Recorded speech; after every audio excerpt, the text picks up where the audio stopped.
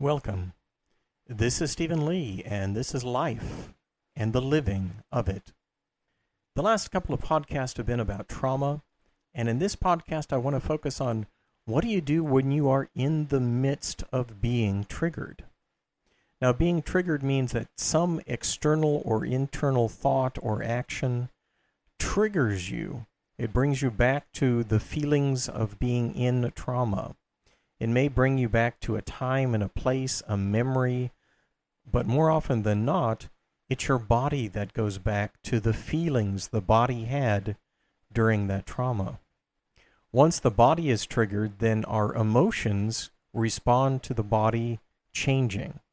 For example, if someone had a trauma while flying, during turbulence, that may be a trigger for them, and their body goes into a panicked state. Oftentimes, then, the emotions follow the body. If the body feels panicked, the heart racing, cold sweat, tension in the muscles, a gut-wrenching feeling, or a feeling of an elevator dropping, then our emotions flare up. Our defensive coping mechanisms flare up in that immediate instance, and we may feel like we're suffocating. We may feel like the world is literally coming to an end.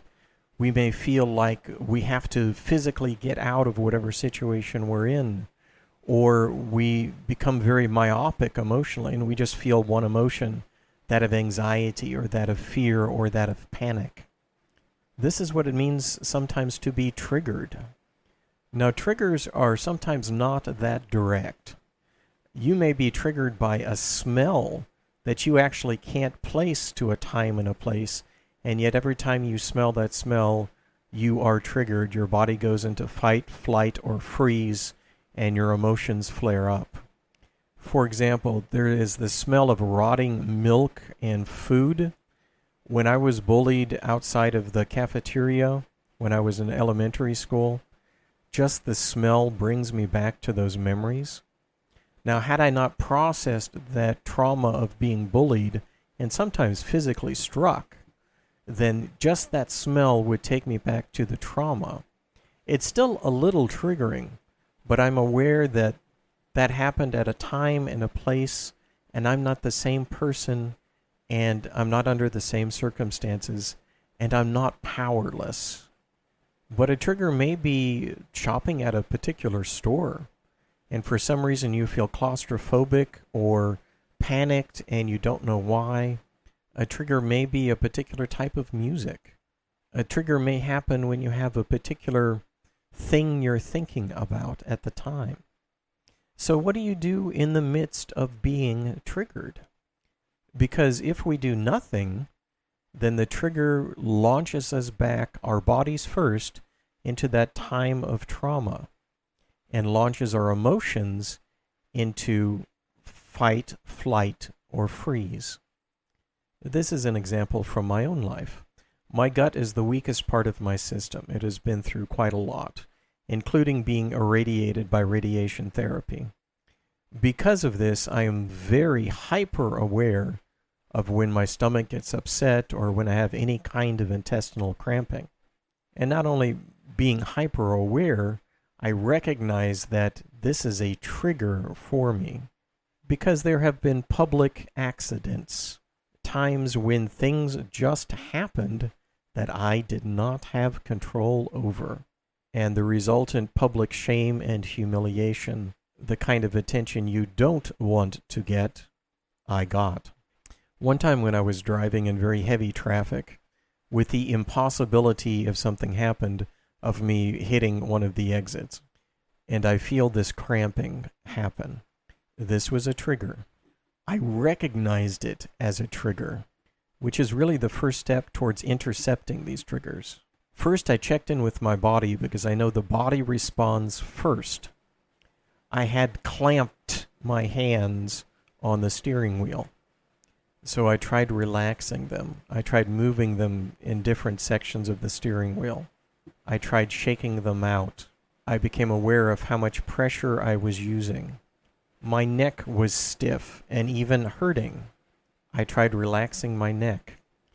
My emotions were starting to go down that panic cycle. My thoughts started going to What would I do if I had an accident in the middle of heavy traffic? So I turned my attention to an EMDR technique I learned. I used one hand to clap one rhythm and another hand to clap another rhythm on the steering wheel. I visualized what my anxiety was about, the shape of the color, the size, where it was located in my body. I started tapping my feet as much as I could in heavy traffic. I started humming in different notes while clapping 2 alternate rhythms in my hands, as was allowed, of course, by paying attention to traffic. I also told myself that even if I had an accident, I was inside my car. I did have towels and a change of clothes in the trunk. If the worst happened, I could take care of things. I wasn't in public. There would be no shame involved. I wouldn't feel the judgment of other people. That the situation, even if it became the worst outcome, wasn't the end of the world. It could be managed. Now, this cognitive approach to my trigger only worked because I had taken care of the body first. The color, texture, size of my anxiety got smaller, shifted color, moved from my gut up into my heart and then my head. The EMDR of alternate rhythms, the tapping of my feet, the humming in different notes allowed my mind to get a hold of the now again, to process things not with the emotions of panic, not with the emotions of shame or the things that I felt when I did have public accidents, but rather with reasoned thought and also a comparison that I am not the same person I was when I had those accidents. That even if they happened today, I had experience and tools. I had worked on my sense of self-acceptance and identity. I was not the same young adult I was when those things happened. But again, this objective cognitive response to my trigger was only possible because I had addressed the body first. Let me give you a second example. I was walking through Target, and I have a mask on because I have a reduced immune system, and suddenly I felt like I could not breathe. Now, I knew that I have walked fast, I've gotten my heart rate up wearing a mask, and the mask does not prevent breathing. I knew that. So first I checked in with my body. What was my body doing? I noticed I was taking in huge amounts of air. So I purposely started breathing in to a 5 count and out from a 5 count. I stopped walking. I just stood there with both feet firmly on the ground. I stopped all physical activity. I looked around me at different points, visually seeing 4 or 5 different locations, 4 or 5 different things on the shelves. I tried to position myself in that time and in that space that I was in, rather than letting my emotions revisit the real time and place in the hospital where I did have trouble breathing. Once I was breathing to a 5 count and I had stopped, then I could cognitively assess and compare. For example, when I had the breathing problem for real, I had a tube down my throat. I was being intubated. In Target, no tube, no hospital, no complications from surgery. Again, I knew that the mask wasn't preventing me from catching my breath, that the 5 count breathing in and breathing out would reestablish the autonomic nervous system's neutral state, and about 20 seconds later, not only could I breathe normally, but I didn't feel like I could not breathe normally.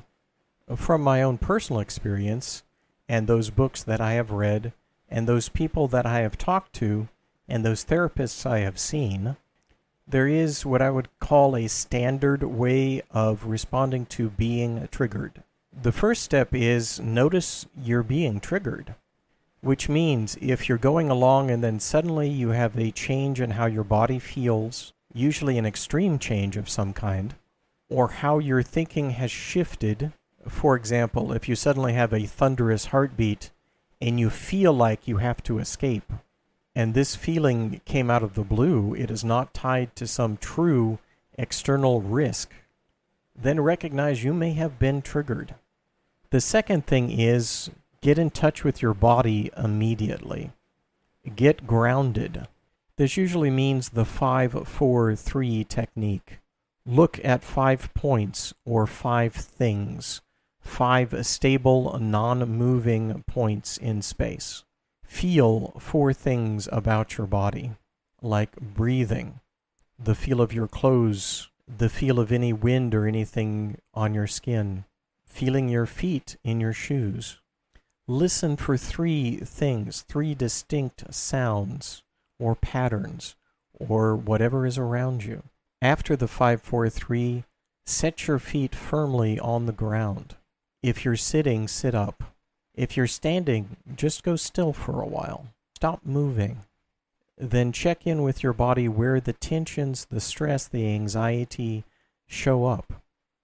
Are you making fists with your hands? Is your neck suddenly tight? Is your abdomen suddenly tight?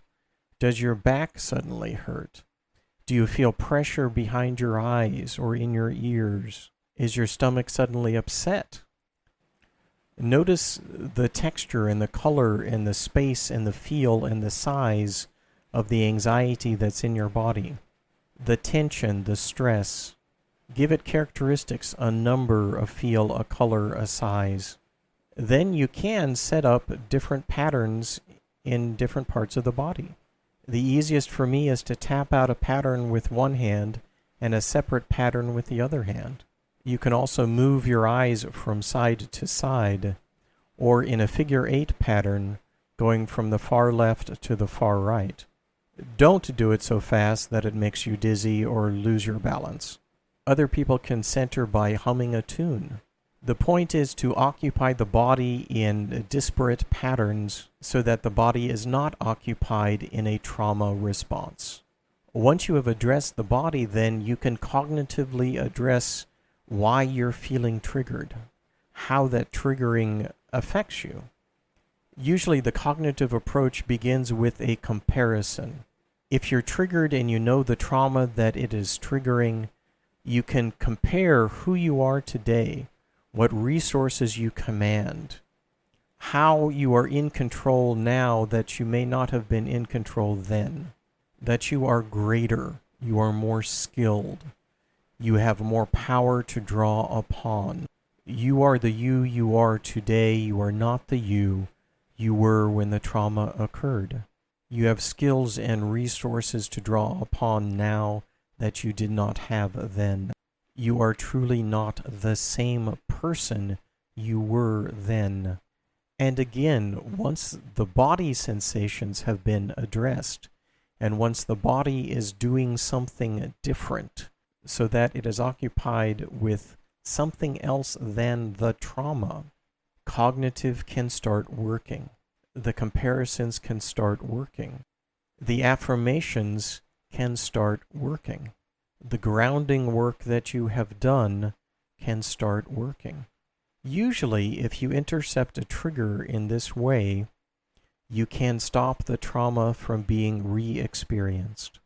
Sometimes you cannot, yet the habit of trying to intercept the trigger is essential not only for future triggers, but may actually reduce the severity of re-experiencing the trauma this time.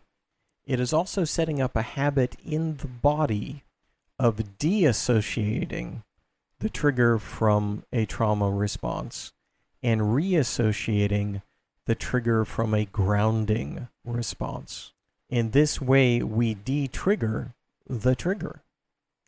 And of course, every person is different, and every way of grounding, every application of the 5-4-3 rule, every cognitive exploration or comparison of who you are now to who you were then, how your environment is different now than how your environment was different then, is different for every person. In review, 1, notice you're triggered. 2, ground your body. 3, give the tension, the stress, the anxiety a number, a color, a size, a position, qualify it. Next, set up different patterns in your body, different movements, the EMDR of tapping out different patterns or eye movement from the left to the right, so that your body is occupied in something other than a trauma response. Then cognitively make comparisons. See yourself in this time, in this place, in this body. Realize that you are not the person who was originally traumatized. Realize that you have more tools and resources and skills, that you have a different perception, that you have the ability to take control of your responses now that you did not have then. And then check back with the body. And more often than not, your body will have calmed down and your feeling of being triggered will slowly dissipate. And even if it does not, you are setting up patterns of interception for the triggers so that they may be more easily de-triggered in the future.